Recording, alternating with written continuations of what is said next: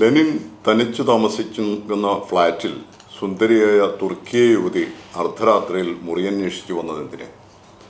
ലെനിൻ്റെ സുഹൃത്ത് ജയൻ കൊല്ലപ്പെടുന്നതെങ്ങനെ? ഉദ്വേഗജനകമായ കഥ, ക്രിമിനൽ താമസിച്ചിരുന്ന വീട്, രഹസ്യങ്ങളുടെ ചുരുളഴിക്കാൻ ഷാർജ ബുക്ക് ഫെയറിൽ നിങ്ങൾ വരുമല്ലോ, ഞാനും ഉണ്ടാകും. നവംബർ 6 മുതൽ 17 വരെയാണ് ഷാർജ അന്താരാഷ്ട്ര പുസ്തകോത്സവം.